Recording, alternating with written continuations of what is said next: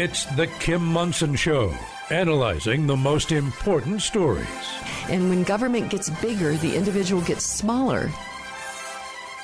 The latest in politics and world affairs. For thee, but not for me. And I agree that we got to change that. Today's current opinions and ideas. If, in fact, you are working for the man, it's a new form of slavery.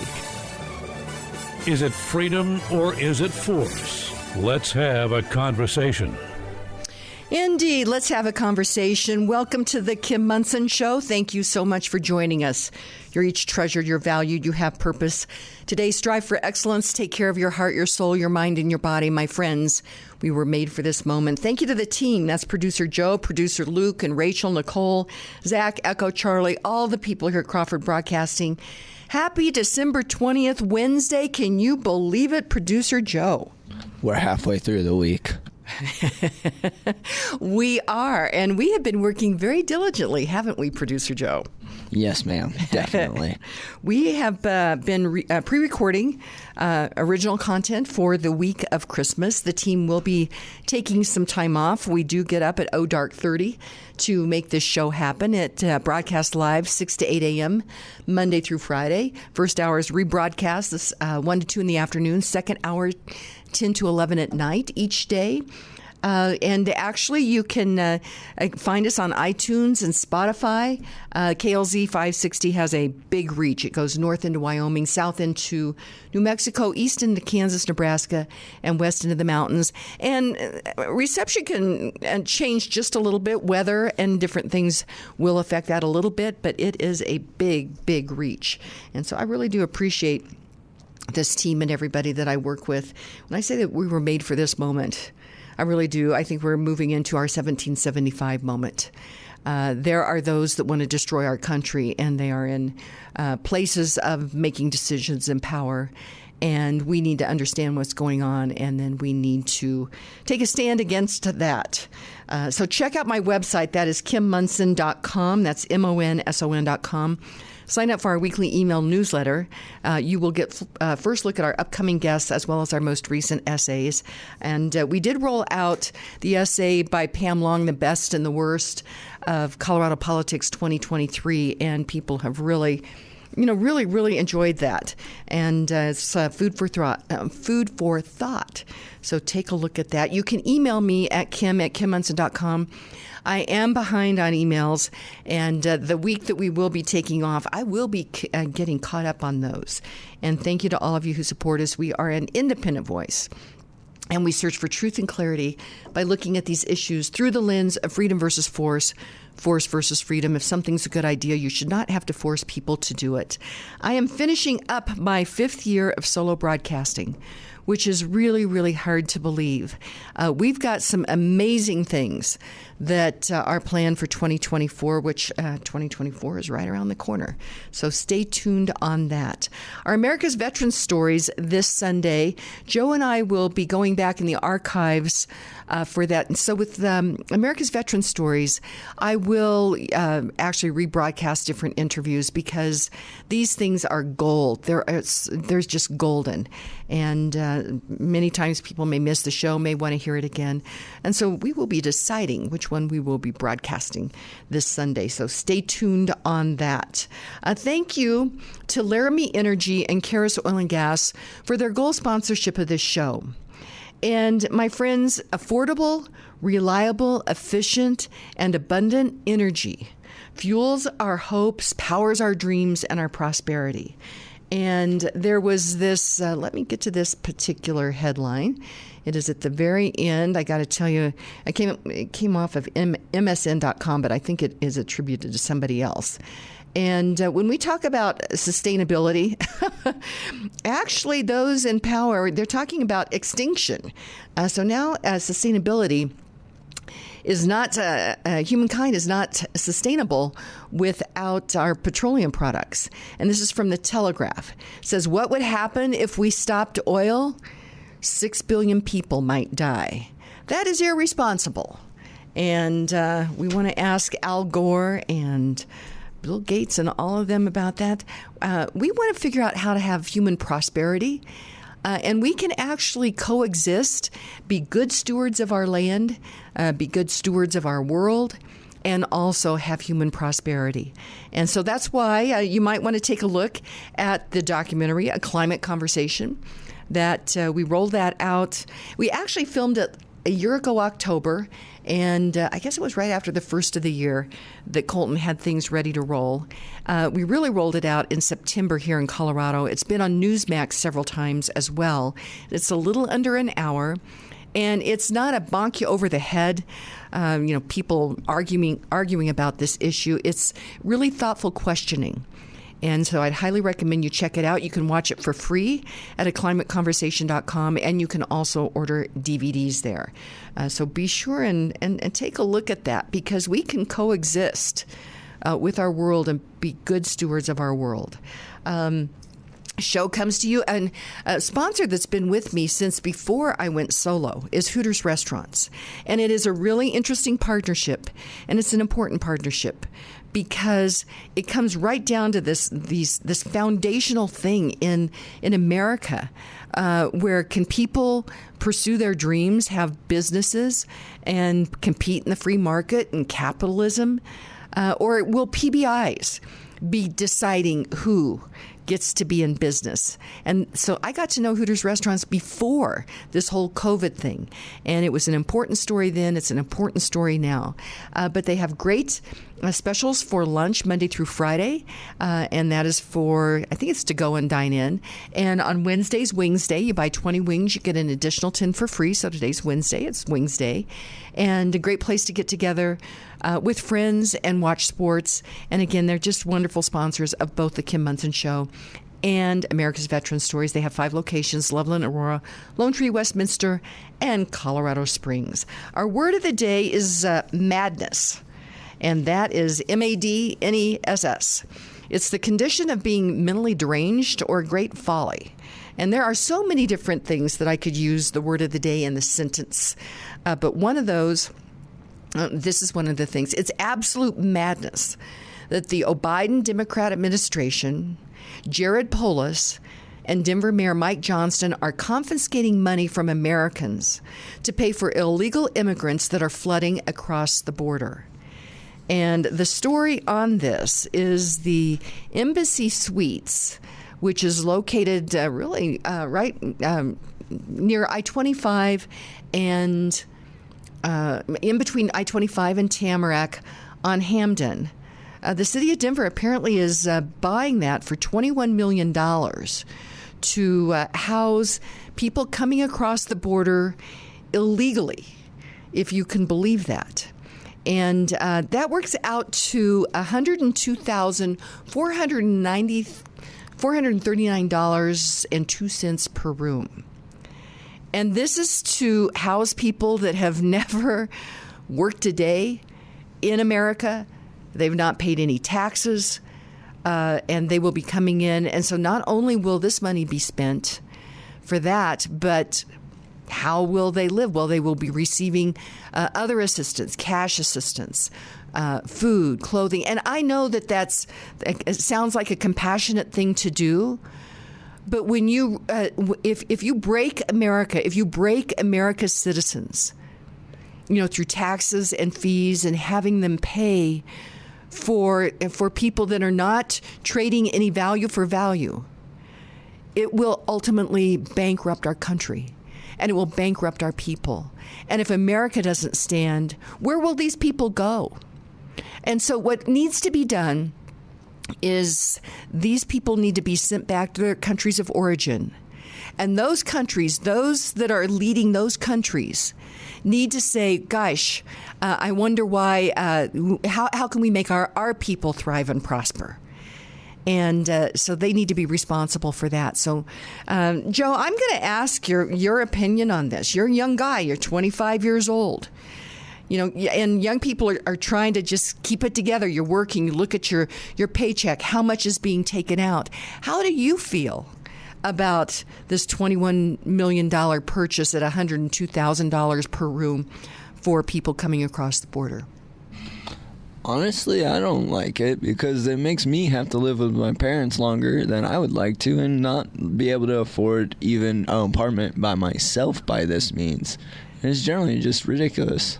It is, and it's really stomping on the hopes and dreams of everyday people.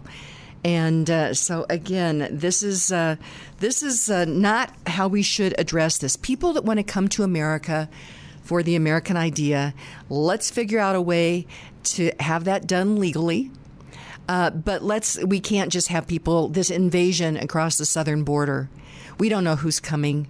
And when I look at the pictures, military-aged men, and I actually, Joe, it took me an hour and a half to come up with the quote last night. I was looking up Trojan horse because this is, as my friend Yvonne says, this is the Trojan horse without the horse is what is actually happening at our southern border. And so Sanctuary City, Denver, tax dollars being used for this. This is really, really irresponsible. The other thing is tearing down our country. And it's hard to believe that we have people in office now, that we've elected people that hate our country and hate people. And when Obama was elected, there were little nuanced things that I just couldn't put my finger on it. Of course, it was a neat thing. What a monument to reconciliation that Americans would elect a black president. And my friend Leslie Manookian, who is founder of Health Freedom Defense Fund, she jokes, and very successful career on Wall Street. She jokes that she was the only socialist on Wall Street. And she just thought if I paid more taxes, we could relieve this human suffering. And she said she was so excited when Obama was elected. She said within a week, she realized that she had been lied to. And her eyes were opened up. Speaking, oh my gosh, what time are we? Oh, I've gotten very verbose here, my friends. But anyway, what a monument to reconciliation that Americans would elect a black president. And so I will leave that as a cliffhanger because that is something else that I want to talk about. We have these discussions because of sponsors. I know each and every one of them. I highly recommend them. And he's going to begin a little bit later today. We're going to record some interviews for future broadcasts. But that is Roger Mangan. And his team can create personalized insurance plans to cover all your needs, from protection for your cars to your home, condo, boat, motorcycle, business, and renters coverage. So contact the Roger Mangan team now at 303-795-8855 for a complimentary appointment. Like a good neighbor, Roger Mangan's team is there. Most of us have been there. That surprise crunch when you backed into a car in a parking lot or someone rear-ended you at a stoplight. First thing you do is stop and breathe. Second, say a prayer of gratitude that no one was hurt. Third, look for your insurance card. And fourth, be grateful that you have your insurance with Roger Mangan State Farm Insurance Agency. You can breathe easier knowing that you can reach the Roger Mangan team 24/7 when you need them. For that Roger Mangan State Farm Insurance peace of mind, call Roger Mangan today at 303-795-8855. That's 303-795-8855. Focused and wise marketing is essential for your success, especially during tough economic times. If you love The Kim Munson Show, strive for excellence and understand the importance of engaging in the battle of ideas that is raging in America, then talk with Kim about partnership, sponsorship opportunities. Email Kim at kimmunson.com. Kim focuses on creating relationships with individuals and businesses that are tops in their fields. So they are the trusted experts listeners turn to when looking for products or services. Kim personally endorses each of her sponsors. Again, reach out to Kim at kimmunson.com. Welcome back to the Kim Munson Show. Check out our website. That's Kim Munson, MONSON.com. Sign up for our weekly email newsletter. You can email me at kim@kimmunson.com as well. And thank you to all of you who support us. We are an independent voice, and we search for truth and clarity by looking at these issues through the lens of freedom versus force, force versus freedom. If something's a good idea, you should not have to force people to do it. Two big things that news-wise that we need to obviously talk about, and that is that Colorado, apparently the Supreme Court ruled, I think it was 4-3, that Donald Trump cannot be on the Colorado ballot. Now, I think all of these Supreme Court, I think all of them have been appointed by Democrats. And so I think that's an important thing to recognize. And I think this is highly unconstitutional. I bet this is going to end up at the U.S. Supreme Court. But the idea that, and the suit was brought by former radio host Krista Kafer, and Norma Anderson, who is a former state legislator, and she is the mother-in-law of Pam Anderson, who was the Republican candidate for Secretary of State. Pam Anderson also was on the board, I haven't checked recently, of the Center for Tech and Civic Life, which was founded by Obamaites. They were very instrumental during the 2020 election in changing the standards and the rules for the elections in many of the key states. And I'd asked her, why were you on the board of that? She says, well, if you don't have a seat at the table, then you're on the table. Quite frankly, I don't see how she has done anything to protect the integrity of our elections. And I think that this is really an affront by these people. Another is the wife of Kevin Priola, who was a Republican senator here in Colorado, and he changed to Democrat. You have to ask why Republican leadership hadn't asked him to go ahead and do that many years ago. Instead, he sat in on all those meetings at the caucus. But we look at Colorado, and I was at a Christmas party on Sunday night, and my friend said, Kim, I am so concerned about the integrity of our elections. And if you take a look at the Colorado Republican Party, and it had really been controlled by these Republican consultant operatives, that they made money on these elections, whether Republicans, conservatives won or not. I mean, just take a look at the numbers in the Colorado State House. And they did nothing to support this lawsuit to close our primaries, to have Republicans elect Republican candidates, or put Republican candidates on the ballot. Democrats put Democrat candidates on the ballot. And so these Republican operative consultants, the veil is really coming off on them, and you can start to connect the dots of again Krista Kafer, Norma Anderson, Pam Anderson. You could go to Tracer and take a look at many of her expenditures. Who was she spending money on? And there is a reason why we have just a very limited representation in the State House, and it's because we can't get a handle on making sure that we have the integrity of our elections here.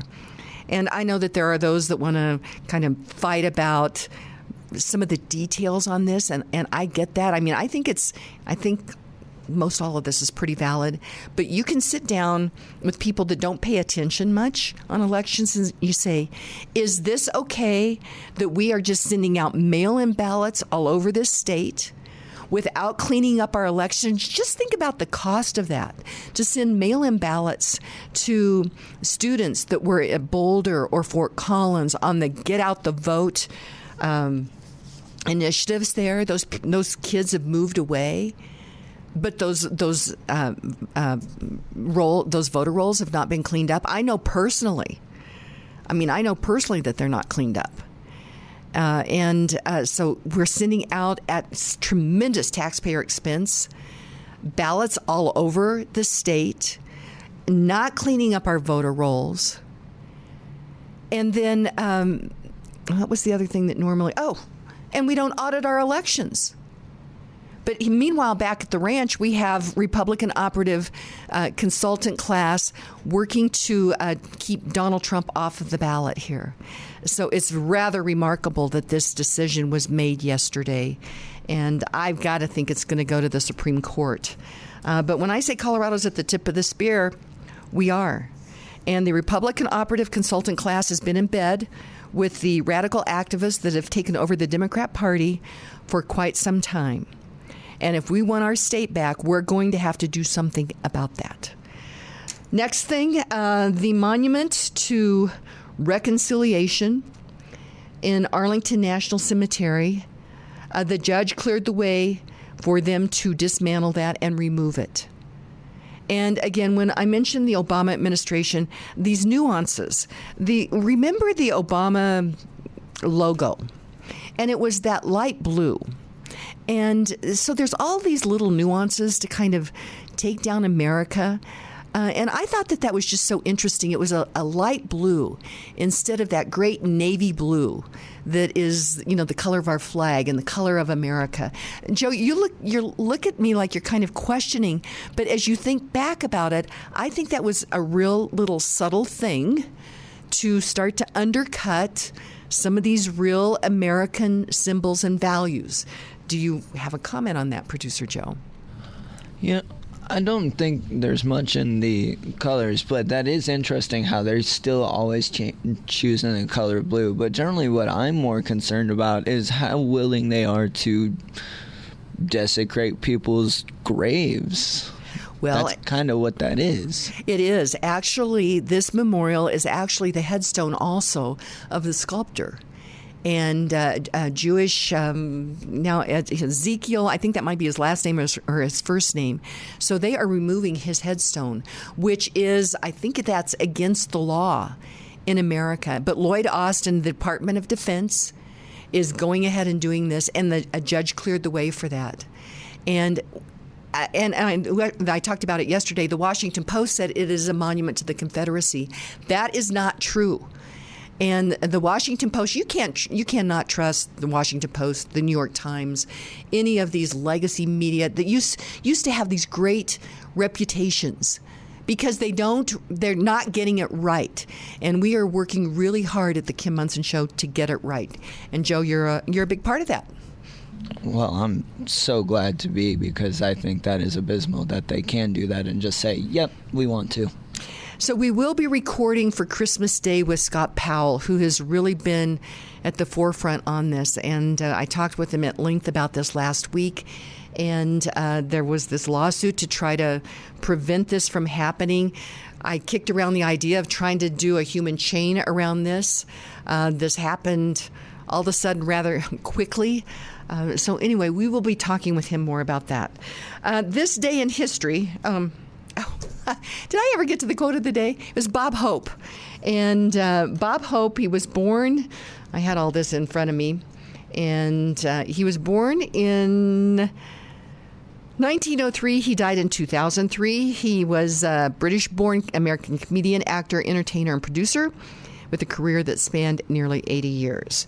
And so that's finally how I ended up getting our quote of the day. I was going through this day in history. And Bob Hope said this. He said, "No one party can fool all the people all the time. That's why we have two parties." Such a great sense of humor. Have you ever heard of Bob Hope? You're 25. Do you know? Have you ever heard of him?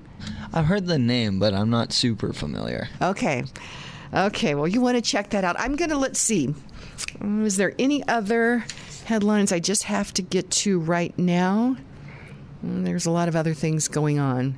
This was from Real Clear Politics. Sean Davis on this reconciliation monument says, Democrats want to rewrite history so that they can control the future.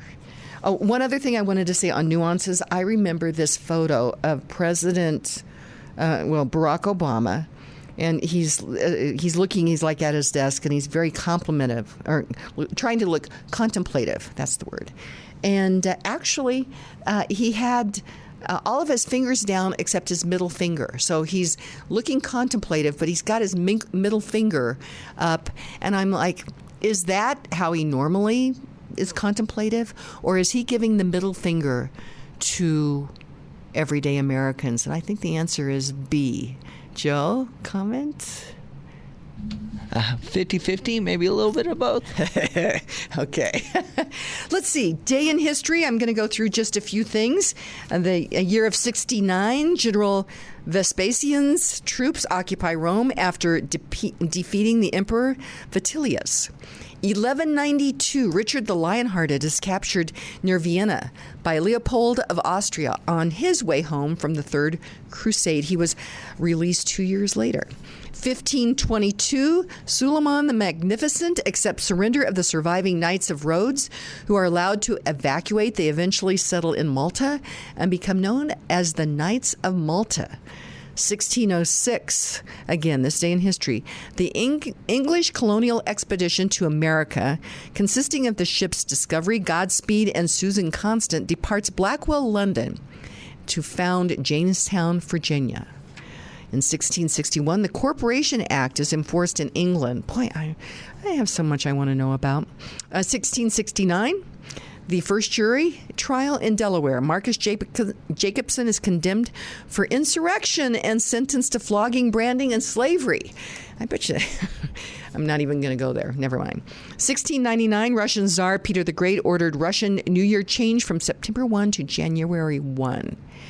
And 1790, creativity and innovation.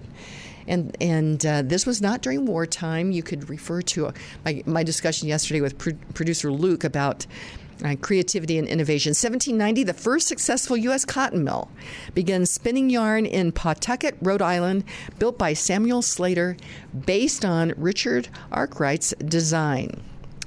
This is a big one, and we actually are doing a two-part with Colonel Bill Rutledge. He's 95, retired United States Air Force, regarding the Battle of New Orleans, and we talk about the Louisiana Purchase. 1803, on this day, the French flag is lowered in New Orleans to mark the formal transfer of the Louisiana Purchase from France to the United States, purchased for $15 million.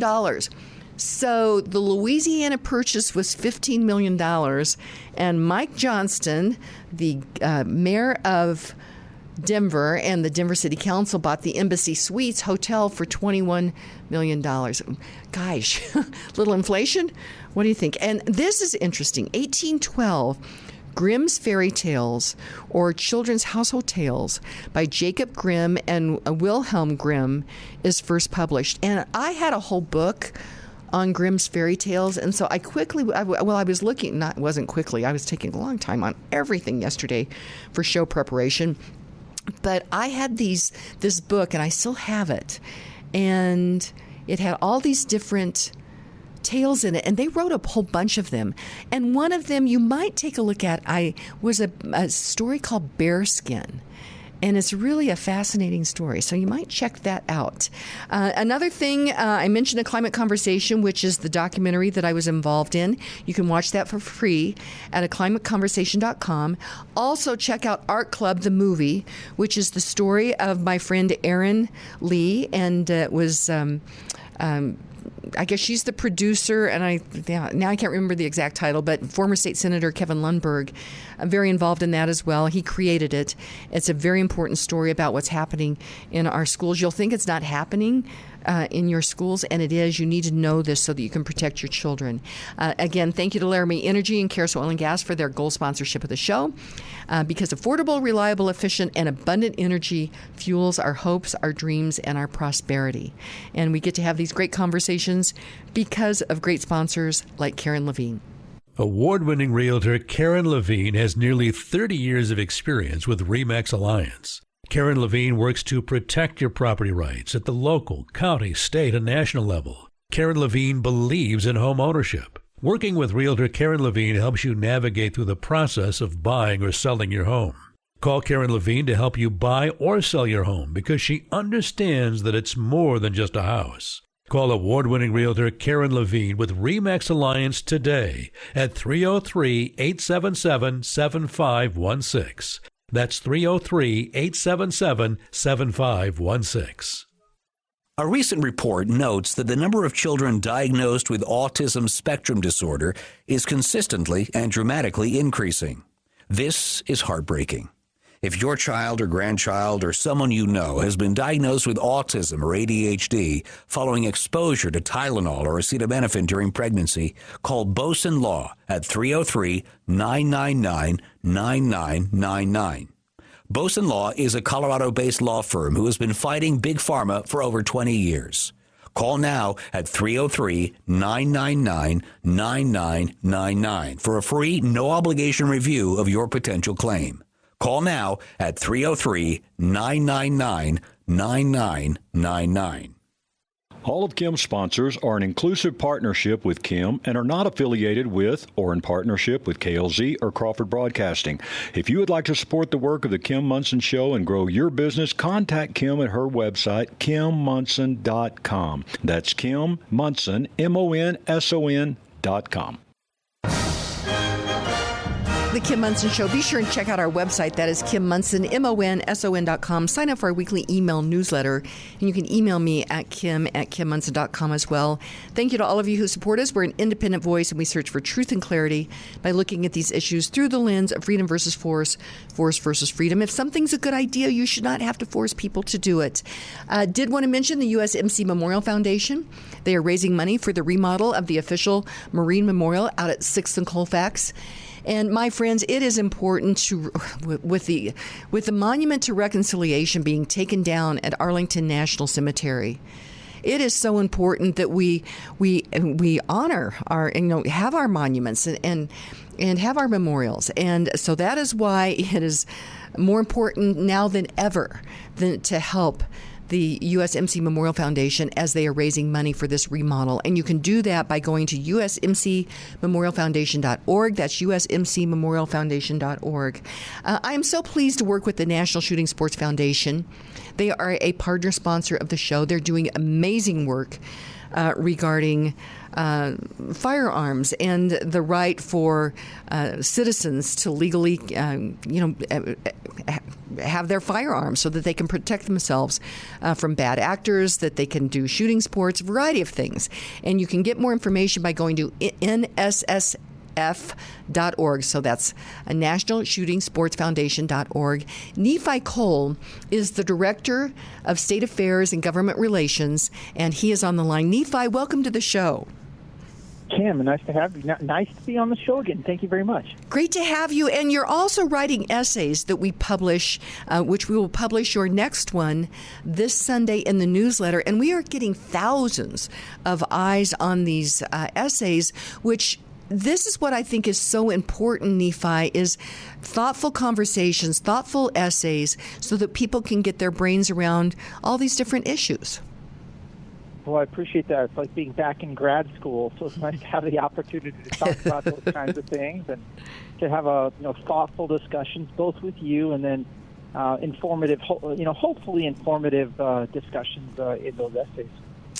Well, and that is our goal, because engaging in the battle of ideas, helping people get their brains around these issues and kind of try to rise above all the chaos and confusion that's being pushed towards people. And so speaking of chaos, confusion, it makes me think of politics. And people seem to be somewhat overwhelmed, with this whole process. And I think it's really important for them to be involved. And so at that point, let me give just a little plug.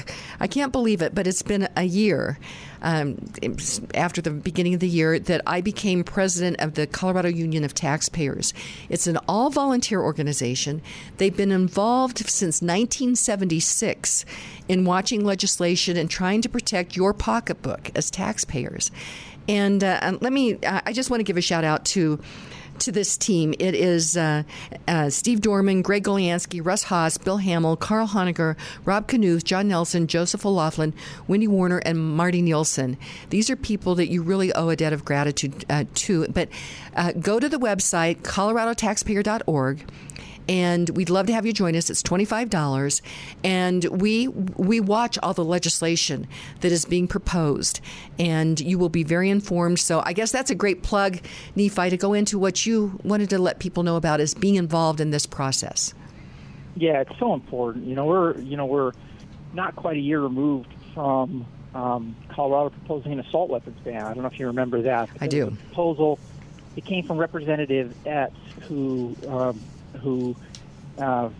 knowing that the vote wasn't going to go her way, still, asked her colleagues and the public to sit through a day of arguments and on a bill that was unconstitutional, and folks knew it was unconstitutional. This idea that you could take the most common firearm in America in terms of sales, it would be a common semi-automatic rifle known as the AR, air platform rifles, and make that into a crime to own that.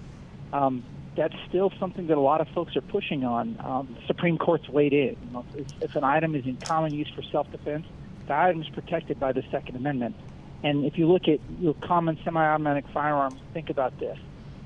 If a law enforcement officer pulls up to your home, what kind of firearms do you expect that those law enforcement officers who represent members of our community, who represent, it's peer-to-peer policing, what are they going to carry? They're going to carry those same firearms. These are not unusually dangerous. They're not uncommon firearms. There are things that people own for self-defense. There's things that people carry into the field to hunt with. There's things that people use for recreation, and to ban that, clearly is against the Second Amendment. But you had, this proposal that was brought, and you had some lawmakers. And again, this was a Democratic-dominated committee, and it's a Democratic-dominated state, Democratic-dominated legislature who rejected that. Unfortunately, we heard, one of those Democrats who was strong and saying, like, no, that this is not right for Colorado. Saeed Charbini, he's leaving. He was announced at the end of the year, so you're looking at an appointment of somebody new that would be taking that seat. And so we don't know who's going to be on that committee. We don't entirely know who's going to be in the legislature with some of these folks who are leaving and being appointed. One person we know who's going to be there is Gabe Evans, who's a great asset to the legislature, a Republican who's also now seeking higher office. So he's going to be running for Congress. I have another friend who's a gentleman who's a former SEAL, and I won't mention his name on this because I don't think he's announced, but he's also seeking a potential congressional seat in Colorado, which brings me around to this. We got to be involved. When you have great people who are going to run, when you have people who are there, they need to hear from you, and they need to hear, they need your support. They need our support, on the voting booth. They actually need our help in campaigning, whether it's going door to door or making a political contribution so that they can afford to fight the kind of big money that they're fighting against. They really need our help. They really do. And one of the things, Nephi, that I'm concerned about here in Colorado is, and we talk about elections and people work really hard and people give money, but I really think we have got to clean up our voter rolls here in Colorado. We can't it costs so much to send all of these mail-in ballots out all over the state, and we can't audit our elections. So I really think that is something that we need to really work towards, because I think that's just really important. What's your thoughts on that, Nephi? I think any database is only as good as the information that goes into it. And so, whether it's a voter roll or whether it's, saying like, oh, yeah, we need to, have a database to check criminality when somebody buys a firearm. If you're not making sure that data is accurate, up to date, that the information is actually right, you put yourself at a great disadvantage in trusting that process. And I think that applies in both situations. Right. So trust, transparency, all that is really important. So one of our other people that writes essays for us is Pam Long, and she wrote a piece that we published last weekend, The Best and the Worst of Colorado Politics 2024. And you're talking about the great success regarding defeating or not, this assault weapons ban. But under the radar, there were 4 other bills that did pass, and the gun bills that the governor signed. And so there is this constant, kind of assault on the rights of everyday people to keep and bear firearms here in Colorado. Yeah, absolutely. You see this. It's an erosion. If you can't get the big item, you go after the little ones. And here's what's important. I will tell you, having been at the Capitol during these discussions, I heard lawmakers say this. A decade ago, they would have thought, if they were working on these firearms bills, they would have thought that they would have had a building full of people opposing that. They would have had a very uncomfortable day with proponents of the Second Amendment, everywhere.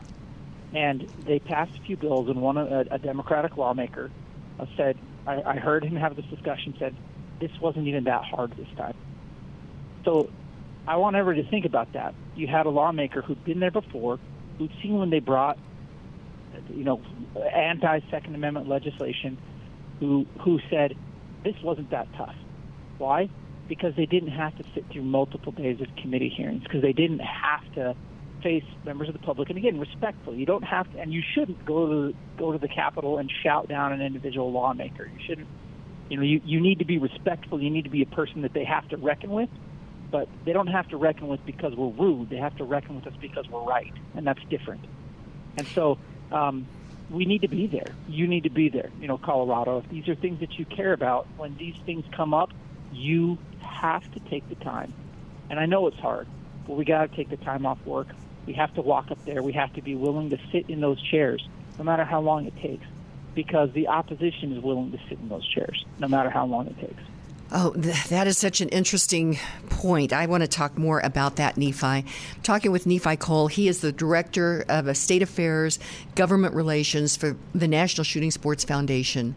And it's so important for us to be able to keep and bear firearms so that we can protect ourselves and our families against bad actors, and then also have the choice to do sport shooting as well, or hunting. I mean, these are kind of foundational things, and so it's important that we have these discussions, and we have them because we have wonderful sponsors. And another one of those great sponsors is Lauren Levy. If you are 62 or older, a reverse mortgage could be a great tool regarding retirement and estate planning. It is essential to understand the process. Lauren Levy with Polygon Financial Group has nearly 20 years in the mortgage industry and has the experience to answer your questions. Lauren understands that each financial transaction is personal. If you'd like to explore your options on a reverse mortgage, remodel your home, buy a rental property, or move, call Lauren Levy at 303-880-8881. Licensed in 49 states, Kim Monson highly recommends Lauren Levy for all your mortgage needs. Call Lauren at 303-880-8881. You'd like to get in touch with one of the sponsors of The Kim Monson Show, but you can't remember their phone contact or website information. Find a full list of advertising partners on Kim's website, kimmonson.com. That's Kim, MONSON.com.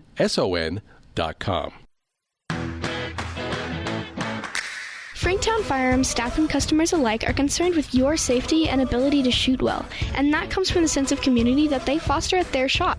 The staff doesn't work on commissions from sales, so there won't be any pressure to buy what you don't need. They host events like Ladies' Night every first Friday and a Tactical Fun Night every third Friday because they value their community and they understand that selling the most expensive product doesn't help you learn to shoot. Your money goes further at Franktown because they'd rather you to be self-sufficient with what you already own and be proficient in using it. If you're looking for a range and shop that can take you to the next level in your self-defense training, learn how to shoot in realistic scenarios from instructors who have been there, done that. Then look no further than Franktown Firearms. Go to klzradio.com/Franktown. Franktown Firearms, where friends are made. And welcome back to the Kim Monson Show. Be sure and check out our website. That is Kim Monson, MONSON.com. Sign up for our weekly email newsletter.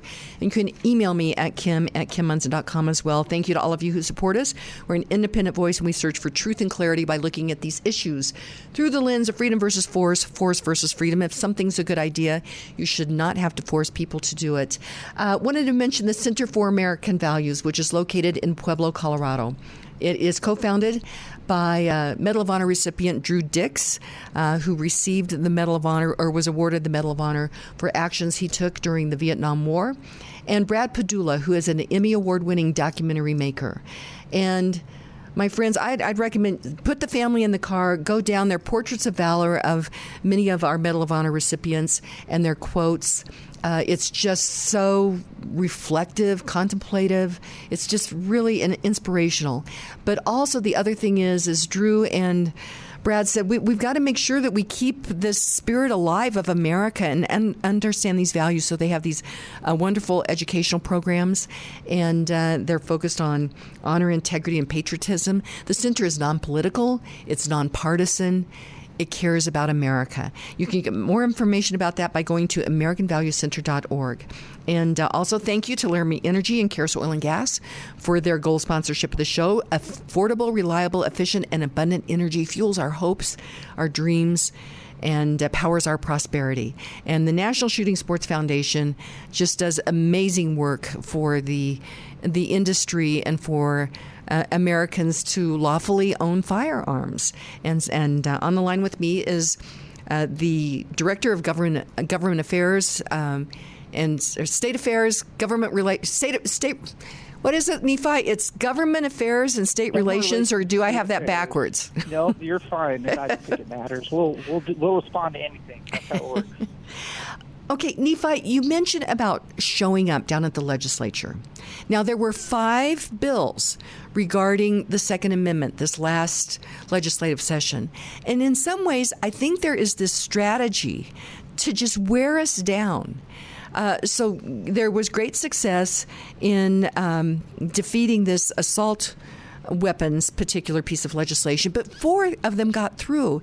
And to your point, you said, a legislator said, well, gosh, it wasn't that hard because people didn't show up. So one, Nephi, I think it's a strategy to have these different bills, and they do wear people down. I went down for 2 days of the special session, which was right before Thanksgiving. One day I had to pay $30 for parking. I got there. I was there all day. It was going to go into the evening. And I thought, I don't want to be walking around downtown Denver after dusk. So I ended up after 10 hours there. Maybe it wasn't quite that long. I think it was. I thought, I'm going to go home. And I did go down the next morning, and it was disorganized, a lot going on. And I think sometimes it's almost a strategy then, because people might show up for that one day, but my gosh, for people to take time off work, to pay $30 for parking, to be there all day, and then you might have the Democrat leaderships of these committees just where, it wears people down. I think there's a strategy to that, Nephi. What do you think? Well, for sure. The way to pass it, legislation, folks are going to bring it, if they're really serious about it, they're going to bring it multiple years in a row. They're going to start and, expect it to die in one part of the process, and they're going to refine their attack and bring it again. And they're going to refine their attack and bring it again. And they'll keep bringing it, until either one of two things happen. Either they get tired and they break down trying to bring it, or you get tired and you break down trying to stop it. And so the question is, who's got more stamina? Who believes more in their principles? Who's going to follow this thing through? And so for all of us, we have to be willing to do that. Now, I want to emphasize, you should start now. And so if you have what you should start with, everyone listening to this should know who your state representative and your senator is. If you don't, go look it up. Then you should take their phone number and you should program it into your phone and put their name on your phone. And then you should call them. And you should not leave them a dirty message. Don't call them when you're super angry, but call them after you've taken a couple breaths about something, and tell them you would like to meet for coffee. Tell them you'd like to talk, because that is what makes a difference. It's hearing from you, not just during the session, right? Not just when the bill is up, but if they can put a face and a name to that comment, if they know that this is Lucy, and I saw Lucy before the session when we had coffee together. Now I've got a message from Lucy, and Lucy says, I don't like this legislation. That's going to be effective because they know you. They know that they represent you, and there's accountability there. That works much better than, when they get bombarded by 1,000 phone calls right before, they have to take a vote. Because they're still going to get the 1,000 phone calls, I hope, because I hope you're going to call them again because you have their name saved on your phone. But in addition to doing that, you want them to remember your face. You want them to remember that interaction. So reach out, send a courteous email now, say, like, I don't care what political party you're from. I'm in your district. You represent me. You're accountable to me. I am one of your voters. And, that's just civic responsibility. I'm also thinking people should probably also do that with their county commissioners, their mayor, and their city council person. And granted, that will take a little bit of time, but then if you've had that eyeball to eyeball, then maybe you don't always have to show up. You can just make that phone call or that email.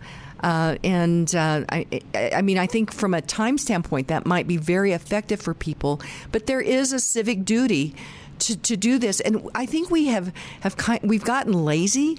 We've thought that the people that we elected, that they love, this idea of America and our Constitution, and would uphold that because they put their hand on it normally, or they swear that they're going to uphold the Constitution. And as one of my friends said, it seems like if they are going to swear they're going to uphold it, they probably should read it. But I should probably read it too. I was going to do that for Constitution Week, and I haven't done that yet. That's what I'm doing over Christmas, Nephi. I think that's a great idea.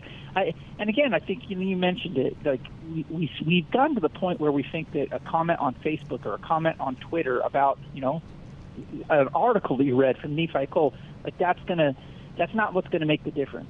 But you've got that device in your hand right now. Look up that number, hit call on your phone for that number, and then just save it to your phone. Look at that email, save that email on the contact. And literally and then you can literally use it. It's at the tip of your fingers. Next time you think you need to talk with somebody about this, you can just do it. That technology, it's a curse, but it can also be a blessing. It can also be something that we use, but we have to do it. And so, and that's where we really make a difference. It's less in the comment section of a newspaper article when we're talking to our friends and people we like. We have to be willing to reach across and talk to people that we may not agree with. And the effective way to do that is to reach out to those legislators and let them hear from you. Well, and that is really important. And I want to change gears. We've got just a little bit of time left, but there was something the National Shooting Sports Foundation had done a paper regarding something kind of by fiat. The Biden administration is regarding firearms. Can you quickly address that, Nephi? Yeah, it's the definition of a dealer, and this is actually a lot, sort of like what we're talking about with databases and voter rolls. So imagine that somebody, told you that you weren't registered to vote or gave somebody the right to vote when they shouldn't have it. Well, the Obama administration the ATF came out with a proposal to, they wanted to increase background checks. And so, as everybody probably knows, if you buy a firearm from a FFL, those firearms have to go through a background check. And so what they're trying to do nationally is basically expand it so that instead of having specifics of what a firearms dealer it is, it's basically they want to propose that anybody that moves a firearm any place and sells a firearm is a dealer.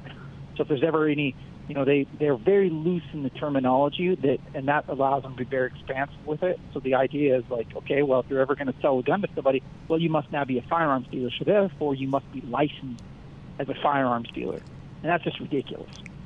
So if you were going to sell a firearm that you have to your friend or to your brother-in-law, I mean, that's how this could be construed, right, to make it difficult to make that happen, yes? It's just wide open because it's like many things. We're going to make that definition. It's like saying assault weapon. Well, what is that? Well, nobody really knows. It's in the eye of the beholder. Whoever decides it's this thing at the time, well, that's what it's going to be. And so that's the same thing with redefining the nature of what a firearms dealer is it would just be up to the person who is, basically the charging officer to decide that you were or were not a dealer. So the problem with that is if you're accusing somebody of a felony, they better know what they did to become a felon, and that's what this would do. The redefinition would put people who had no idea that they were doing something that an ATF agent would then consider to be felonious. It would put them potentially in that bucket. And so, of course, we commented on that, and, it's not appropriate for an executive agency to expand the scope of a law beyond what Congress said it was. Congress defined what a dealer was. They did so in the Gun Control Act. They've set it out very clearly. You don't get to say, well, you know what, we'd like to add to that. We think it's not just this that you told us it was. We think we'd like to add to A with B, C, and D, and maybe E if we feel like it on that day. Well, that's not an appropriate way to govern. But that's the world we live in right now, where folks, sometimes, and this is really disturbing, it's kind of with the assault weapons ban. When you saw states passing this law coming full circle, they don't care. They know it's not constitutional. But they said, we don't care. We're going to pass it anyway. And that's problematic when you have agencies, when you have people who are supposed to be in charge who are ignoring laws that we've all agreed upon in order to push policies that we haven't. Well, Nephi, that's why what you're doing at the National Shooting Sports Foundation as the Government Affairs and State Director is so important. Thank you so much. We'll talk next month, but I wish you and yours a very Merry Christmas and a very prosperous 2024. Merry Christmas. Have a Happy New Year. And our quote for the end of the show is by Bob Hope. He says, I don't do a lot of political jokes because too many are getting elected. Ha! So my friends today, be grateful, read great books, think good thoughts, listen to beautiful music, communicate and listen well, live honestly and authentically, strive for high ideals, and like Superman, stand for truth, justice, and the American way. My friends, you are not alone. God bless you. God bless America. Stay tuned for hour number 2.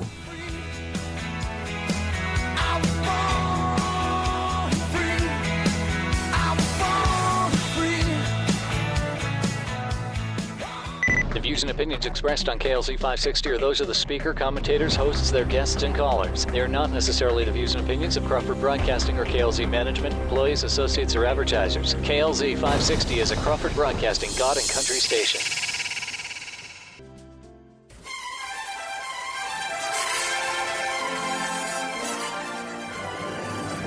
It's the Kim Monson Show, analyzing the most important stories. And when government gets bigger, the individual gets smaller. The latest in politics and world affairs. For thee, but not for me. And I agree that we got to change that. Today's current opinions and ideas. If, in fact, you are working for the man, it's a new form of slavery. Is it freedom or is it force? Let's have a conversation. Indeed, let's have a conversation. Welcome to hour number 2 of the Kim Monson Show. Thank you so much for joining us. You're each treasured. You're valued. You have purpose. Today, strive for excellence. Take care of your heart, your soul, your mind, and your body. My friends, we were made for this moment. I am becoming increasingly convinced that this is a 1775 moment for us as Americans. So when I say we were made for this moment, we certainly are. And we have so many blessings. And we have these blessings because of the liberty that was fought for way back in 1776. And so we have a real responsibility here to engage in this battle of ideas, and it's big. I get to work with a great team. That's producer Joe, producer Luke, producer Nicole and Rachel and Zach, Echo, Charlie, all the people here at Crawford Broadcasting. Happy December 20th. It's Wednesday, if you can believe it, producer Joe. Finally. Finally. We are working diligently to pre-record amazing shows for next week, and we will be able to take a little bit of time off. We normally we get up at dark 30 for a 6 a.m. show, and so it'll be nice for the team to get a little bit of rest because we will be hitting it hard again after the beginning of the year. And I want to say thank you to the National Shooting Sports Foundation for their gold sponsorship of the show. And thank you to Laramie Energy and Karis Oil and Gas for their gold sponsorship of the show as well. So the National Shooting Sports Foundation has been involved. Let me get everything lined around here so that I have it right. It says they represent the nation's manufacturers, retailers, and distributors of firearms, optics, ammunition, and other related sporting goods and media. And they're the national leader in defending the right to keep and bear arms, because if you can't legally produce, ship, and buy a firearm, you can't bear it. And so, again, thank you to the National Shooting Sports Foundation. And then all of the great things that we get to do and have because of oil and gas. So I want to say thank you to Laramie Energy and Caris Oil and Gas for their gold sponsorship of the show, because affordable, reliable, efficient, and abundant energy fuels our hopes, dreams, and powers our prosperity. So I want to say thank you to them on that. Let's see, the big news things. First of all, the monument to reconciliation at Arlington National Cemetery is being dismantled and taken down because it's in the Confederate area. And those that, this was an important headline by Sean Davis from Real Clear Politics. He pretty well nails it on taking this down. He says Democrats, and I'm going to say radical activist Democrats that have taken over the Democrat Party, they want to rewrite history so they can control the future. And so that's really the bottom line of what's happening there.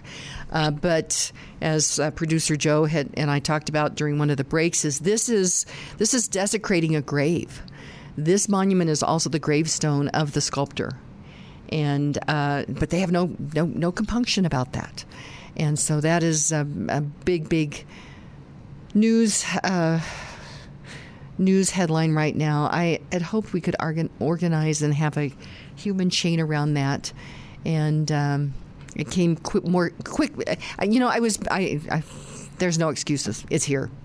Let's see. The next thing is Colorado Supreme Court ruled to keep Donald Trump off the ballot. This was a lawsuit that was brought forward by some of those in the and they're just the face of the Republican operative consultant class that has been controlling the Republican Party in Colorado for years. They've been losing elections, and they've been milking the donors, and they've been padding their own pockets. And so that's what's been going on. And they're happy to continue to do that.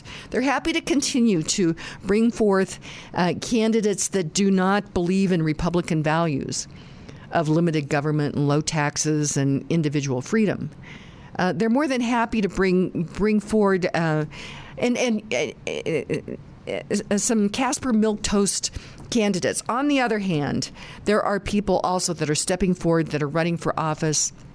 I'm thinking about a particular legislator from rural Colorado that I saw when I was down at the Capitol. And I'd actually gone to a fundraiser for him before he was elected. And he just has this heartfelt love for our country, and he's so frustrated by what's happening down at the Capitol. So there are great people there, but there are the consultant operative class that have been, they have been milking donors, padding their pockets, and losing elections and losing Colorado. And so anyway, you can see the face of that. Some of the people that are in this lawsuit is Krista Kafer, former radio host. And so you can take a look at Krista and just kind of her community and can start to connect dots on the operative consultant class. Norma Anderson, former state legislator, mother-in-law of Pam Anderson, who Pam ended up being the candidate for Secretary of State on the Republican side, even though she sits on the board of the Center for Tech and Civic Life, which is an Obama group of people that received over $400 million from Jeff Zuckerberg. Is that right? Is that his name? Zuckerberg, anyway. I think I'm having them. It's Jeff Bezos and Mark Zuckerberg. There we go. And over $400 million. The Center for Tech and Civic Life was a nonprofit. And so I imagine that Mark Zuckerberg actually got a tax write-off when the radical activist Democrats say pay your fair share, but yet they use these nonprofits to shelter money and affect elections. I mean, my gosh, from a diabolical standpoint, this is the best of both worlds. And then Kevin Priola's wife, I think she was on that lawsuit. He's a state senator. Formerly a Republican, now a Democrat. So, my friends, you can connect the dots. You can go to Tracer, go to Pam Anderson's campaign on Tracer, Colorado Secretary of State, and look at who who she was hiring. And when you look at the contributions, there's actually a lot of really fine people that contributed to these campaigns, but there are also those that had a specific agenda. So anyway, you can do a little bit of work on that. Our quotes, let's see, our word of the day. Let's see, what was the other thing? So Trump, let's see, the monument. Oh, the other thing is the $21 million that Mike Johnston and the Denver City Council approved to buy the Embassy Suites over on Hamden. That's $102,439.02 per room to house people that have come across our border illegally, that have never worked, contributed, paid any taxes. And they're not just going to be there. They're going to be fed, clothed, given iPhones. And this pains me, but I have to mention this, and that is these NGOs, these non-governmental organizations such as Lutheran Family Services and Catholic Charities, that they're no longer charities. They actually have become quasi-governmental institutions because they get a lot of money to do the bidding of the radical activists that have taken over our country. And so the Archdiocese of Denver will offer housing for migrant families. Let me get to that. Okay, I thought I had it. Here we go. And this is from Denver 7. And it goes on to say that Denver City Council unanimously approved $1.5 million in a contract Monday to offer. So that's on top of the Embassy Suites to offer temporary housing for migrant families, and it's a 1-year lease agreement. And so again, these are no longer charities. These are institutions that are taking government money to, I think, ultimately change the fabric of America. And so, again, two big ones, and it pains me to say it, is Lutheran Family Services and Catholic Charities. And so let's see. Those are the three big things I think that I really wanted to make sure that I highlighted. Got some other things to talk about. We'll be talking with Trent Loos here in just a moment. Our word of the day is madness, the condition of being mentally deranged, great folly. And I said it's absolute madness that the Biden Democrat administration, Jared Polis, and Denver Mayor Mike Johnston are confiscating money from Americans to pay for illegal immigrants that are flooding across the southern border. And as I had mentioned, as my friend Yvonne had said, that this is a Trojan horse without the horse. And producer Joe, he said, well, Kim, what was it you said exactly, producer Joe, about, maybe it's not such a Trojan horse, I guess because we can see it.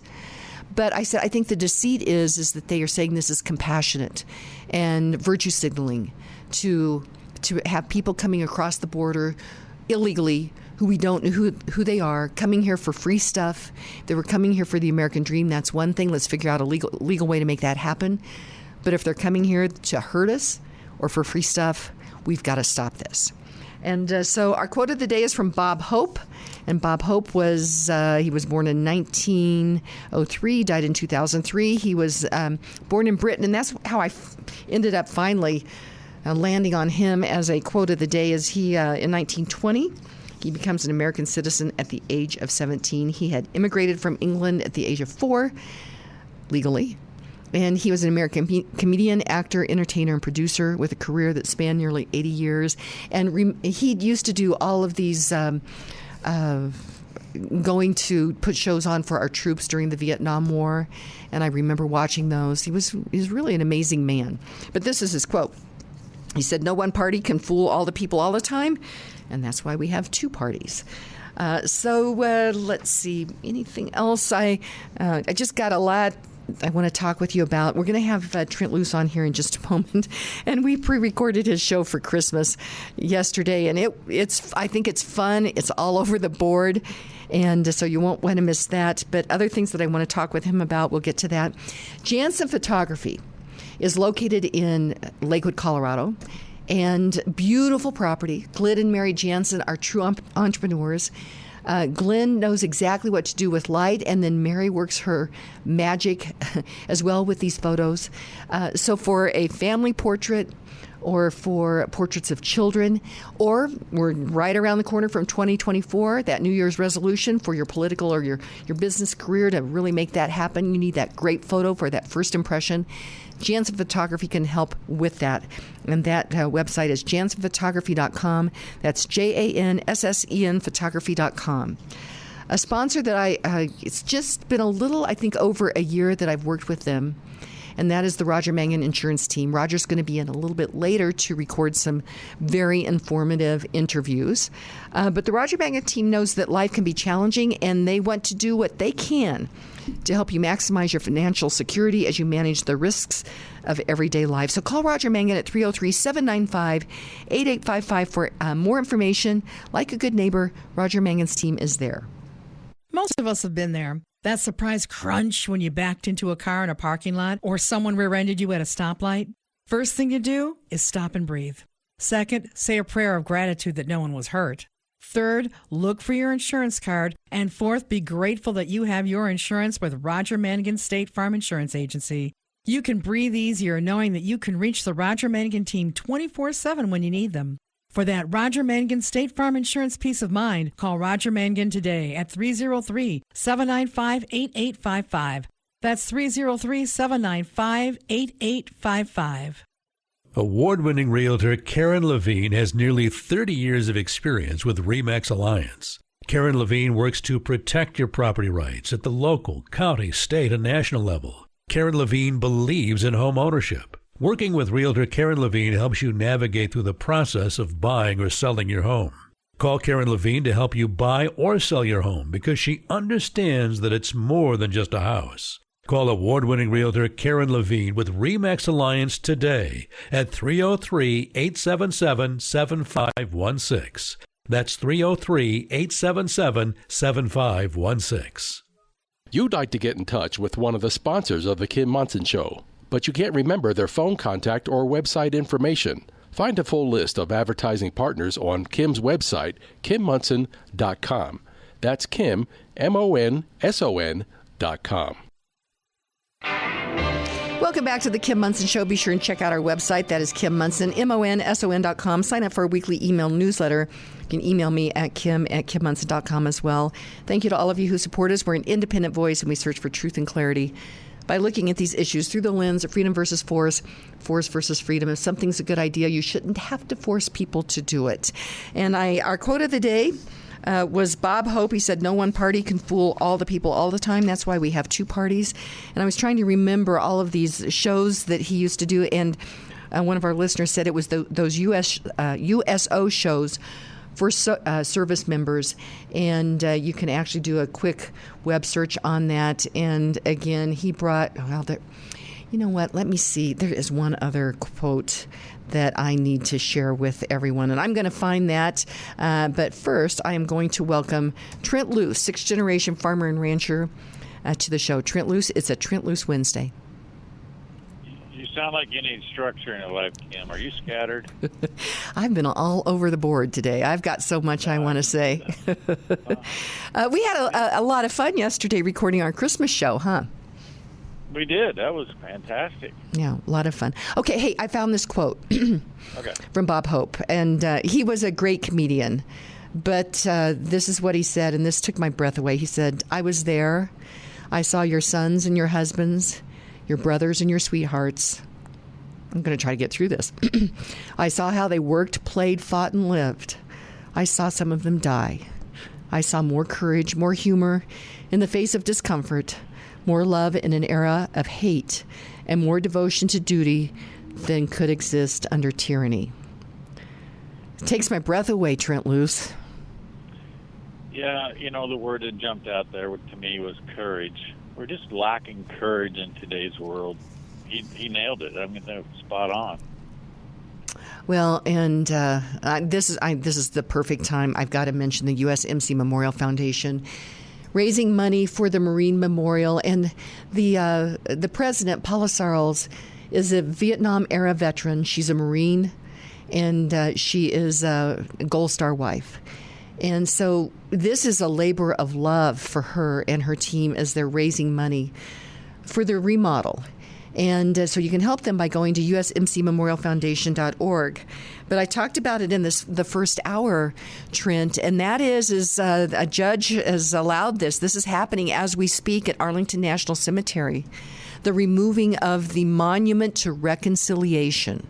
And the reason they want to do it, it's in the Confederate area of the Arlington National Cemetery. But that's why helping the USMC Memorial Foundation is so important. We have to remember all of our history. We have to talk about it.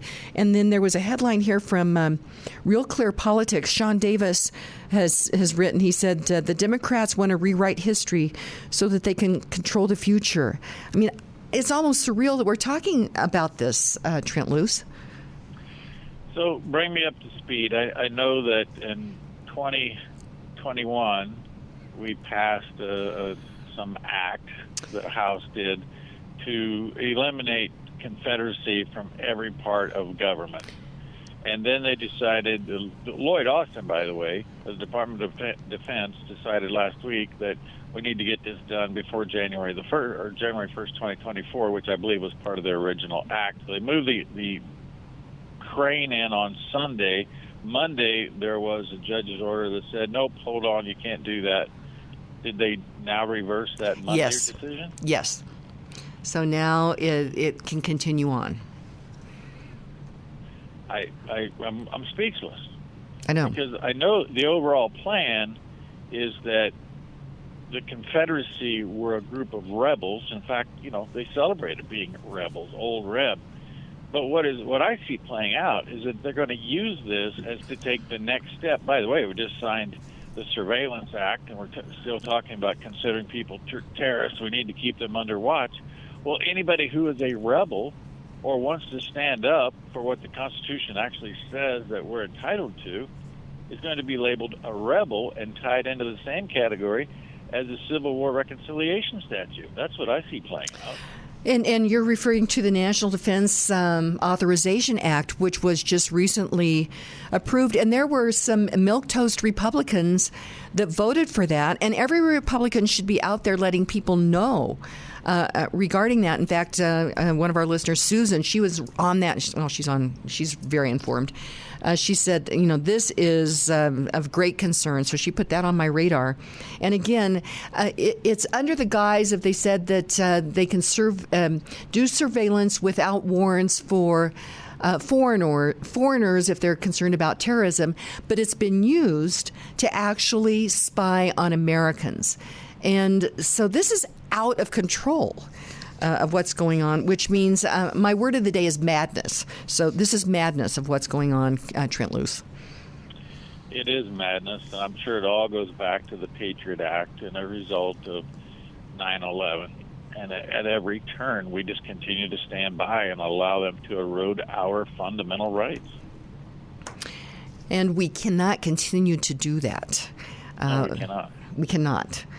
So we were going to talk about something in particular. You said you wanted to make sure that we hit that yesterday, and then I wrote it down on a note. I can't find it, but I know we want to talk about the wolf reintroduction that is happening in Colorado. And again, that ballot question, that what it said is, should wolves be reintroduced west of the Continental Divide? It didn't say the people in Boulder voted west of the Continental Divide. If they wanted them in Boulder, they should have said, we'll have them in Boulder. But and I think the wolves, we talked a little bit about it last week, that they know, for example, the boundaries for the elk refuge up near Jackson. And I'm pretty sure they probably know where the Continental Divide is, right? Correct. Yeah, they would. Absolutely. Their GPS would tell them. So I was talking to my friend Chuck Miller from Brush yesterday, Colorado, and he brought up a good point that I hadn't even considered, and this is something that came as a result of my conversation on my Roll Route radio program Monday with Hank Vogler from Nevada. Now that I've got all that out. And where can people find that? Tell people where they can find that. Spotify. Okay. Spotify is the best place. Okay. Roll Route radio. But Kim, we know that 1/3 of the United States is owned by state or federal government. 1 in 3 acres, 641 million acres to be exact. We know that the Rocky Mountains is mostly what we consider to be federally owned land. Nobody's going to argue that, correct? Right. So how is it that the state of Colorado can have a ballot initiative and narrowly voting to reintroduce wolves to land that is not controlled or owned by the state of Colorado? It's owned by the federal government, that being the taxpayers of 50 states in the United States. How can Colorado voters tell the rest of the landowners of this nation we're going to reintroduce wolves on this federal land? That is a very interesting point. They are reintroducing them. Once they get them introduced, though, then they will procreate because they will. I think they realize there are both male and female wolves. So once they get them introduced, we're off to the races. And the plan is for the next 5 years to introduce 10 pair each year, or 10 wolves each year, so have 50 head introduced. But I still want to come back to the authority. What's the authority of the Colorado voter to say we can put wolves in federally owned land? It's an excellent point.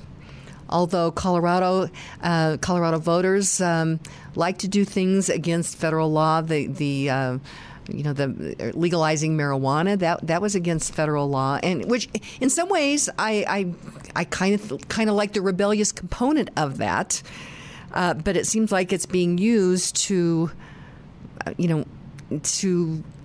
not how it's supposed to be used as people, I guess, for I want to say, standing for liberty, standing against tyranny.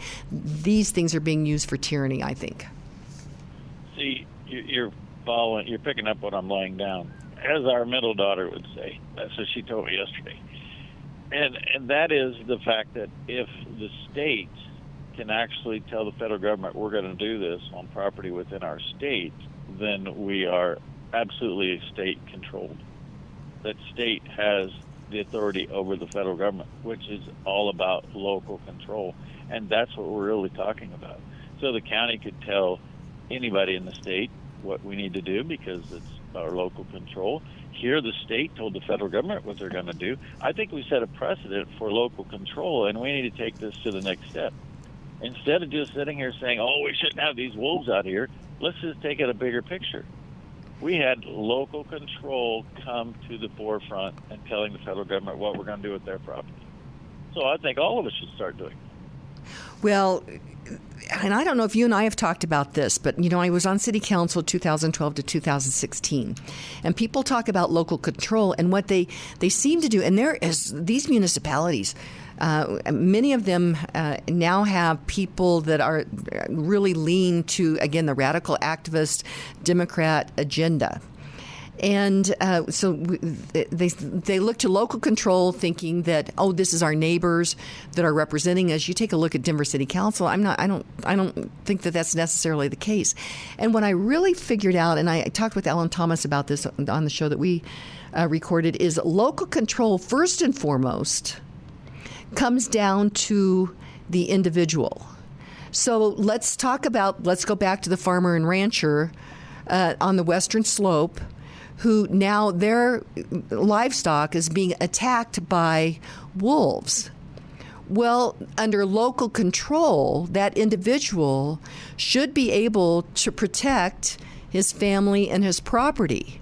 So if we play that out, that comes back to the sanctity of the individual and local control being able to take that local control to protect his property. What do you think about that? I agree 100%.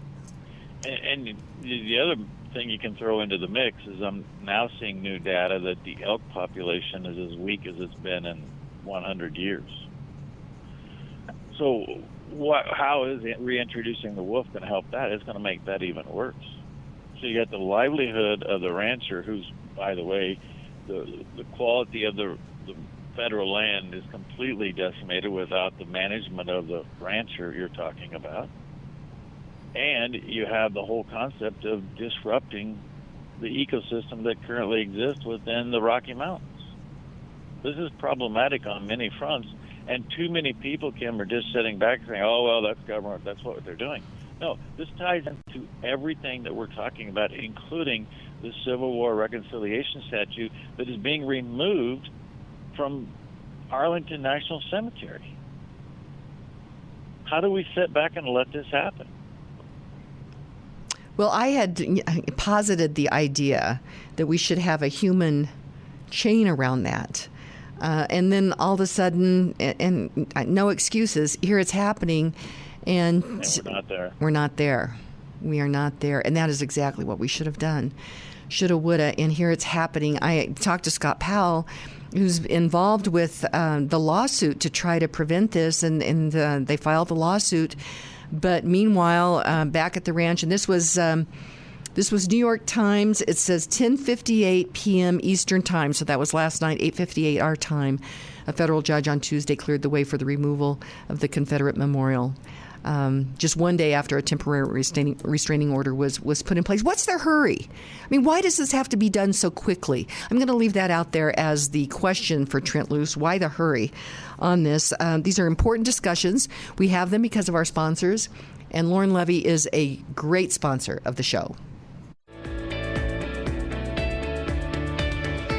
If you are 62 or older, a reverse mortgage could be a great tool regarding retirement and estate planning. It is essential to understand the process. Lauren Levy with Polygon Financial Group has nearly 20 years in the mortgage industry and has the experience to answer your questions. Lauren understands that each financial transaction is personal. If you'd like to explore your options on a reverse mortgage, remodel your home, buy a rental property, or move, call Lauren Levy at 303-880-8881. Licensed in 49 states, Kim Monson highly recommends Lauren Levy for all your mortgage needs. Call Lauren at 303-880-8881. All of Kim's sponsors are an inclusive partnership with Kim and are not affiliated with or in partnership with KLZ or Crawford Broadcasting. If you would like to support the work of the Kim Monson Show and grow your business, contact Kim at her website, kimmonson.com. That's Kim Monson, MONSON.com. And welcome back to the Kim Monson Show. Be sure and check out our website. That is Kim Monson, MONSON.com. Sign up for our weekly email newsletter. And you can email me at kim@kimmonson.com as well. Thank you to all of you who support us. We're an independent voice, and we search for truth and clarity by looking at these issues through the lens of freedom versus force, force versus freedom. If something's a good idea, you should not have to force people to do it. Trent Loos, sixth-generation farmer and rancher, a Rural Route Radio, and great podcasts. Again, hey, tell people where they can find you. You're on my show regularly on Wednesdays, but you're doing all kinds of other things. So how can people find all that? Well, I now have a Substack. That's been a good thing, Trent Loos at Substack.com. But the best one place is to go to Loose Tales Media. That's LOOSTALES media.com. And you can just search. Just go search on Brave. Don't use those tracking search engines. Use one that doesn't track you. And that is Brave. Yes, I just heard about that. I need to get that. Yeah, I've been using Brave for quite some time. It's really good. I have the answer to your question before you went to the break. And that is why the hurry to take down the monument to reconciliation? Correct, because you already said the answer. If they didn't do it today, we would be there forming a human chain around that statue. But they have to do it now because people can't motivate, or activate, and mobilize quick enough to do it. You're exactly right. Because with a couple of days, we could make it happen. Absolutely. I wouldn't even have to be there. If I had 3 days, I could call people, and I probably could organize 30 people to stand around that thing and prevent it from happening. So they've got to get it done ASAP. Yep. Okay, you did answer that question. Okay, I'm going to change gears here because the Second Amendment, there's a reason why it is in the Constitution, and it is so that everyday people can protect themselves against bad guys. And one of the things that we've learned from history is that Hitler disarmed the Jews before he started to annihilate them. Correct? Do I have that correct? Do we agree on that? Yes, no? I agree with that. Yeah, I agree. Okay. So out here in Colorado, there was proposed this last legislative session, an assault weapons ban. Now, granted, we won't get into, this discussion of, how did they come up with that name or whatever. But anyway, it was defeated. It didn't go anywhere. And the person, this is the point I'm trying to get to, the person that brought this piece of legislation was Elizabeth Epps, and she graduated from the University of Virginia. She's a Democrat legislator here. She brought forward this legislation to prevent law-abiding citizens from having a specific firearm, which is totally against the Second Amendment, but starting to disarm law-abiding citizens. Okay. Then, on November 21, and I was down at the State House this day as well, she actually joined pro-Palestinian protesters regarding in the House gallery, and I was there. I heard it. And so she wants to disarm law-abiding citizens, but yet then she is supporting terrorists that actually attacked citizens. I mean, could you see, I know this may seem difficult to connect that dot, but I see her as connecting this dot as trying to prevent Americans from protecting ourselves, but yet she is supporting those that had firearms that jumped in and did some terrible things to other human beings. Can you see the dot I'm trying to connect here, Trent? I hope the answer is yes. I see the same hypocrisy that we see within every government official today. Do as I say, not as I do. Because, even some of the most staunch federal elected officials who have talked about gun control and disarming America, you go find out they got a ton of firearms in their own closet. Well, and many times they're being protected by people with firearms, by security. Absolutely. Yeah, typically they are. But, Kim, the whole deal here, and this is different than what Hitler's situation would have been, he removed the firearms. We have challenges to continue the supply of ammunition. The ammunition is something that concerns me more. And, in fact, last week when I was in North Dakota, Jared Goldrich, who's a friend of mine, a longtime friend of mine, and he started a Sons of Liberty chapter in the entire state of North Dakota. He told me that they are working on a smart primer that will actually expire. So today you can make ammunition yourself. You can do your own ammunition at home, and you can store that in the right temperature, the right dried conditions for an indefinite period of time. But that they're making a primer now that I believe it's 2026. It's supposed to be in the marketplace, where it actually will in 6 months expire and no longer have its punch, so to speak. So didn't the American Revolution start because the British wanted to get a hold of ammunition supply? Now I've got to go back in my history, but wasn't it they were trying to prevent the colonists from having ammunition? I mean, wasn't that what it was really about? Yeah, absolutely. Although it wasn't, and here's the thing. Everybody wants to get all excited about an AR-15 or whatever your weapon of choice. It doesn't really matter. Those were muskets with black powder and a ball. And they still wanted to have, the government still wanted to have the same level of control and remove the threat of accountability. Because that's what's missing in government today, whether it be a regulator or elected official. They can do anything they want with zero accountability. That's what has to change. Well, the accountability should be at the ballot box. But I am so concerned here in Colorado. Well, we saw what happened regarding Republicans that brought forward a lawsuit to keep Donald Trump off the Colorado ballot. And so for people to take away other people's right to vote for who they want to is of great concern to me. And that's happening right here in Colorado, Trent. So I have a bit of a different take on that situation. Okay. As long as the machines are tabulating and generating the results, they're selecting who wins anyway. We're not electing. So this is just a big stunt in my mind, a political stunt to make a statement. It really has nothing to do with keeping Donald Trump off the ballot. It has everything to do with trying to create more chaos and division.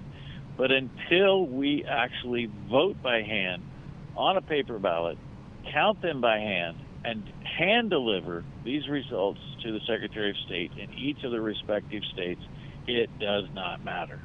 And if we don't get to that in 2024, it is going to get really ugly. We must start that momentum now. That will be very difficult here in Colorado. And so in every state. And one of the things, though, is if we were able to actually really audit our elections. Well, let me think about this, though. Well, I'm calling really, first of all, for three things. Colorado must stop sending these mail-in ballots all over the state. I think that people, and I talked with one of my friends, she said, Kim, I'm not sure that people want to give up the convenience. And as I'm saying that, I'm thinking of other friends. It's like this convenience. I guess you said that in our interview yesterday, that you're giving up things of convenience in 2024. Correct. But I think it will be difficult to get Coloradans to give up that, because they've liked the fact they could sit down at their kitchen table, fill out their ballot, and not realizing that there are those that are filling out ballots, or there's ballots out there that could be filled out nefariously. So how could we change that? First of all, I think people should have to request a ballot. Then, instead of those being sent out at tremendous taxpayer expense, we've got to clean up our voter rolls as well in Colorado. And then we have to be able to audit elections. So if we do those two things and then be able to audit a real ballot from a real person to those machines, that seems to me like that could alleviate a lot of problems. What do you think, Trent? The audit must include counting the ballots by hand, because it's very clear what's happening now is the tabulating machine is uploading the data of the vote to a cloud, typically a Microsoft cloud. If you have a B Pro contract, it goes to a Microsoft cloud. It's manipulated on that cloud and then sent back to the county and then forward to the Secretary of State. If you do not have a hand count where you can compare what the actual tabulated machine says compared to what the actual vote was, the audit is going to generate you nothing. That has to be the audit process. Well, I think we could do hand counts, but then, and what could we do to make sure that hand count is honorable? Because I've seen things that, actual videos of things that have happened in some of these clerks' offices that look very suspect. So, but that's a place to start, no doubt. Right? It still has a place for human error, but I much more prefer the human error or the human manipulation than the data, the massive amount of data and manipulation that can occur with a tabulating machine and a cloud. Good point. Okay, good point. I'm talking with Trent Loos, and we will now take call-ins and text messages. I know that when you first came on, that there was somebody, it looks like they were hanging on the line. Joel, let me know about that. But I'm talking with sixth-generation farmer and rancher Trent Loos, and did want to mention the Center for American Values. This is so important that we understand these principles of honor. Think about it: honor, integrity, and patriotism. Those three things right there are so under assault right now. But that is what the Center for American Values is focused on with all of their educational programs. And they did just start this new online program for K through 12. Great program. Parents, grandparents can actually sit down with their children and learn. I'm sure the grown-up will learn as well as the student. But they're doing great work. Check them out. They're non-political. They're nonpartisan. That website is AmericanValueCenter.org. That is AmericanValueCenter.org.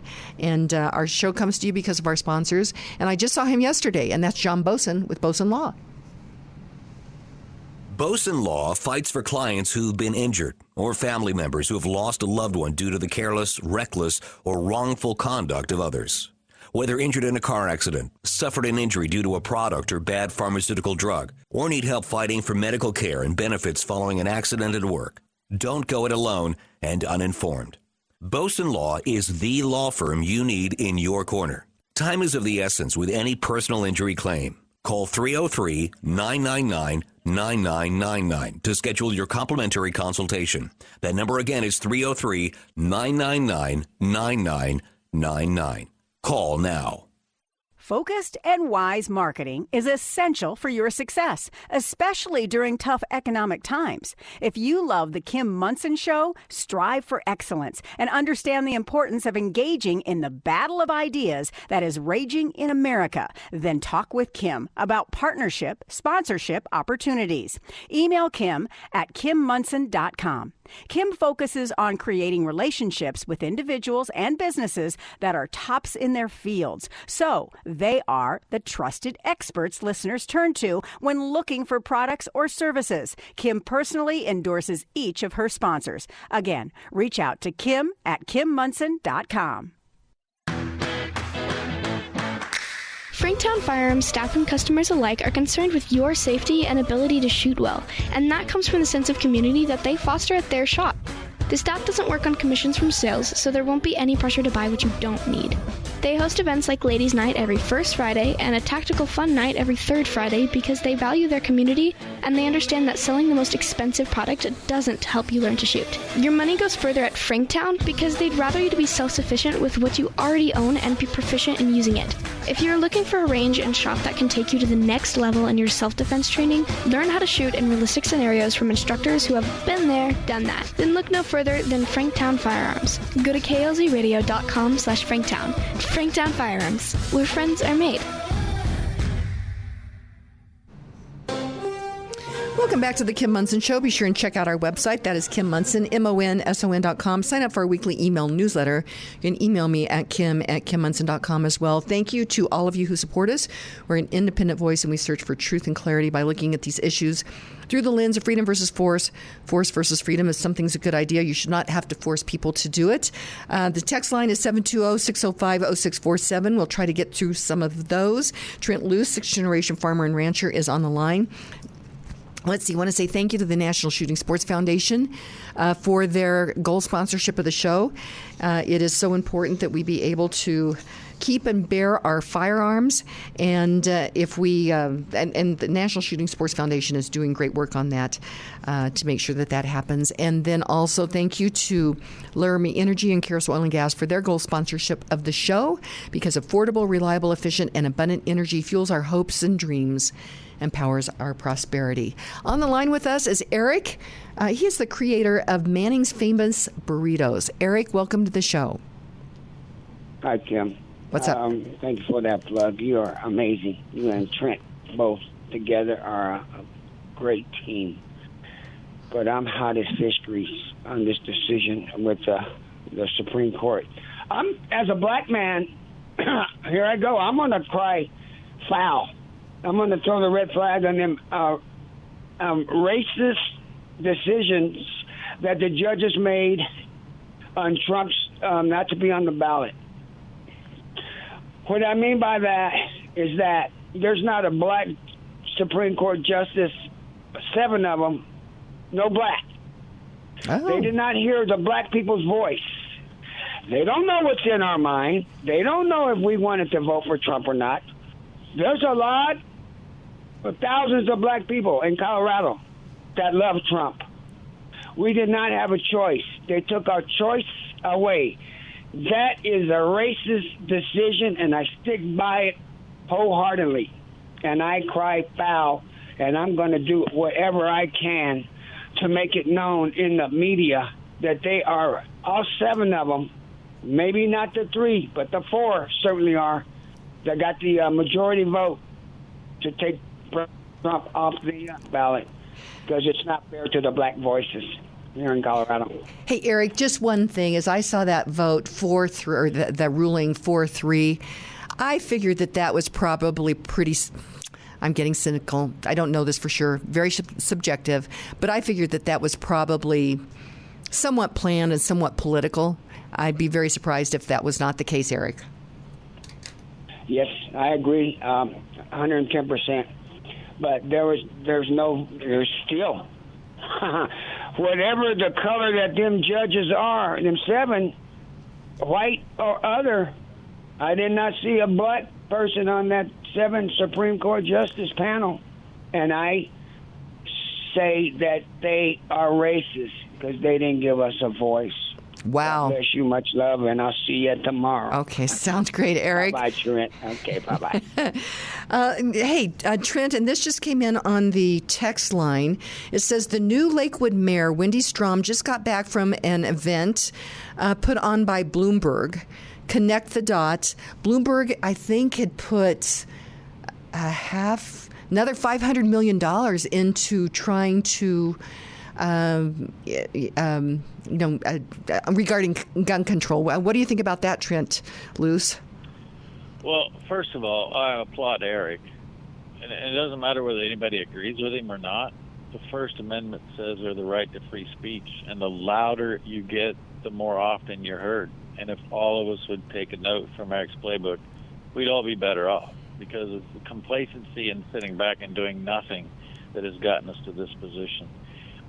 Kim, I continue to go dig into these 1%, the 1% that emit 66% of all emissions, and tell us, the peasants, that we need to change our diet. We need to do all of these things to be at net carbon zero when they don't do anything themselves to alter their case. And so when I hear something about somebody putting another $500 million or $3 billion into climate change or restricting access to firearms, I just know it's another example of the wealthy, the two-class society, those the one percenters that have all of the wealth and think they're going to make the decisions for the rest of us. Again, we take a playbook from Eric. We get loud and say, no, not on my watch. Well, and there was a headline that I mentioned, and this was... I got it off, I guess, MSN. I think it was from the Telegraph, I think. It says, what could happen if we just stopped oil? 6 billion people might die. And so, and I was talking with some young people this weekend that said that these 1%, they are extinctionists, that they actually are working to make many humans, those that they think of as minions, all of us regular people, I think they want to get rid of us. Well, you said something quite significant there. You said you were talking to young people. Tell me more. I was talking to a group of young people who I would say probably might be center, maybe a little center right, center left, but they're starting to pay attention. And so it kind of took me back when they said that that's what they see. And so their eyes are opening up. And so this was, I think, something new that I heard from these young people. Yeah, because, see, I had a fantastic meeting, I shouldn't say the Free Soul Coalition, hosted by State Representative Carla Lems in Lincoln County, South Dakota, Monday night. We had 225-plus people in attendance. And it was one of the best that we've had in terms of standing up for property rights, fighting against eminent domain, talking about the dangers of the CO2 pipeline. But of those 225 people, Kim, the number of people that was under 40, I would put it less than 10. And the number of people under 50, probably 20% of the crowd, or maybe 30%. So when you said I was talking to some younger folks, these are people that have not been engaged because, number one, they don't think they have time, or number two, they don't think they make a difference, or number three, they don't care. When we finally engage that segment of people 40 and under, the parents, the working parents of this country, we make a dent in the battle. And so that's what jumped out at me when you said I was talking to some younger people. And they're all under 40. That's incredible. Okay. That's where we got to be. Okay, well, that's why you do what you do. That's why I do what I do. And that is to shed light on what is happening there. This is interesting. This going back to this came in on the text line. It says, I think the lack of organization to form a human chain around the monument is a sign that people are scared to get involved because of what happened to the January 6th prisoners. And that's exactly what our representatives or our servants want. They are using the J6 as an example. We've only got a couple of minutes. That's an interesting thought. No, I agree 100%. I think that the entire plot behind the January 6th and detainment of people without due process is to detour things like standing around the statue that should not be taken down. I could not agree more. I think it's huge. But, Kim, I want to share this, and I think most people maybe know this, but it's a nice time to remind folks. On Christmas Eve, 1944, during the height of the Battle of the Bulge, which could arguably be the most deadly of all battles in the World War II, German and United States troops put their arms down and celebrated the birth of Jesus Christ and spent time together. There is something so symbolic about that in this point in time that, you know, at the end of the day, if you're human, which I guess there's a question that everybody's human anymore. If you're human, at the end of the day, you do the right thing for mankind and humanity. And we can do the right thing, and another part of that is being good stewards of the land. And we can coexist. We can do that. And there are those that do not want to have humans coexist with our earth right now. And so that's one of the big battles, and tyranny is on the march. But I'm very encouraged that engaging in this battle of ideas, that we will prevail on this. Trent Loos, just about out of time, 30 seconds, but I do want to wish you and your family a very Merry Christmas, and we've got a lot of work to do in 2024. No doubt about it. Don't take many naps. Stay vigilant, stay active, and be loud. Merry Christmas, Kim. Thanks for the partnership. Absolutely. And again, that's Trent Loos, sixth-generation farmer and rancher. And the show that we pre-recorded that we'll broadcast next week was a lot of fun. Sometimes it was unscripted. I'll just put it that way. Our quote for the end of the show, I went to Bob Hope again. He said, "I don't do a lot of political jokes because too many are getting elected." So my friends, today, be grateful, read great books, think good thoughts, listen to beautiful music, communicate and listen well, live honestly and authentically, strive for high ideals, and like Superman, stand for truth, justice, and the American way. My friends, you are not alone. God bless you, and God bless America. On a rough road riding high, through the mountains climbing, twisting, turning, further from my home. Young, like a new moon rising, fierce, through the rain and lightning, wandering out into this great unknown. And I don't want no one to cry, but tell them if I don't survive, I was born free. I was born free. I was born free. The views and opinions expressed on KLZ 560 are those of the speaker, commentators, hosts, their guests, and callers. They are not necessarily the views and opinions of Crawford Broadcasting or KLZ management, employees, associates, or advertisers. KLZ 560 is a Crawford Broadcasting God and Country station.